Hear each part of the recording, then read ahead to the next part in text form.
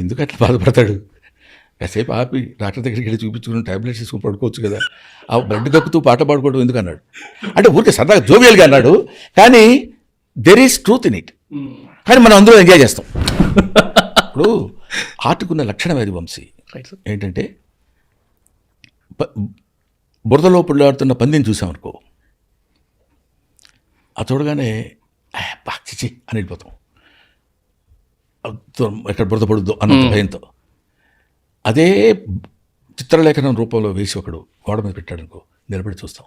That is art. Right. Me arts చూసాను కదా sir. అందువల్ల మనల్ని మనం ఉన్న స్థితి నుంచి వేరే స్థితికి తీసుకెళ్ళటానికి ఉపయోగపడేటువంటి ఒక భావన, విచిత్రం కళ. ఈ కాంటెక్స్లో సార్ ఈ క్వశ్చన్ మిమ్మల్ని ఖచ్చితంగా అడగాలి. మిమ్మల్ని అడిగితే బాగుంటుంది అనుకుంటున్నాను. కామెడీ పండించిన వాళ్ళు లాజికల్గా మాట్లాడినా, ఎమోషనల్గా మాట్లాడినా, పెయిన్ఫుల్గా మాట్లాడినా అది డబుల్గా హిట్ అవుతుంది. అసలు దాని మ్యాజిక్ ఏంటో అర్థం కాదు. ఏం లేదు, హిట్ అవ్వటం అంటే కామెడీ మాట్లాడిన ప్రతివాడు మాట్లాడితే హిట్ అవ్వదు. Simple logic. రైట్. అది ప్రతివాడు ఫిలాసఫీ మాట్లాడడానికి ట్రై చేస్తే తెలియదు. అది ఆ నీళ్లు తీయగా అందంగా ఉండాలంటే పాతాళం నుంచి రావాలి నీళ్లు. మనం ఇక్కడ తయారు చేసుకున్న కొంచెం నీళ్లు తయారు చేసి అందులో నుంచి ఒక గ్లాస్ నీళ్ళు తీసుకుని ఇస్తే బిస్లరీ వాటర్లా ఉండదు. That should come depth of the, నీ జీవితపు లోతుల నుంచి వచ్చినటువంటి నీరు నీకు అది చువ్వున కళ్ళలోకి వచ్చి ఒక రకమైనటువంటి ఉద్వేగానికి లోన్ చేస్తుంది అనమాట. అందువల్ల ముఖ్యంగా అలాంటిది ఎందుకు వస్తుందంటే, నన్ను మీరు కామెడీగా సినిమాల్లో భలే కామెడీ చేస్తే విడిగంటే ఎలా ఉంటాను, సీరియస్ అడు మా సీరియస్గా ఉంటాడు, కోపడతాడు అంటాడు అనుకునే వాళ్ళు ఉంటారు. I'm a comedian before the camera. Right. I'm a father to my son, I'm son to my father.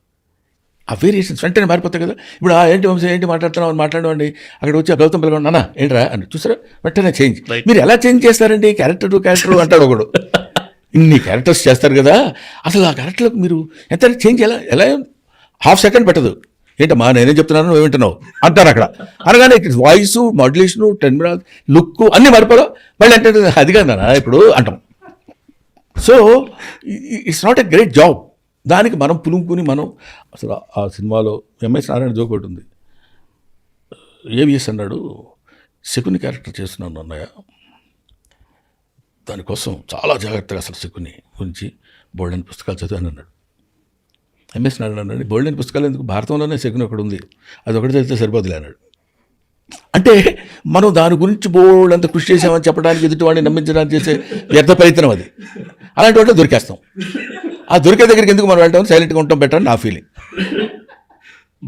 మొన్న మీ బర్త్డే చూసాను కదా సార్, బయట 500 మంది పైన ఉన్నారు జనం. లోపలికి వచ్చిన తర్వాత ఏదో కొంచెం వాళ్ళు వీళ్ళు తీసుకొస్తే లోపలికి వచ్చి కూర్చున్న తర్వాత మీ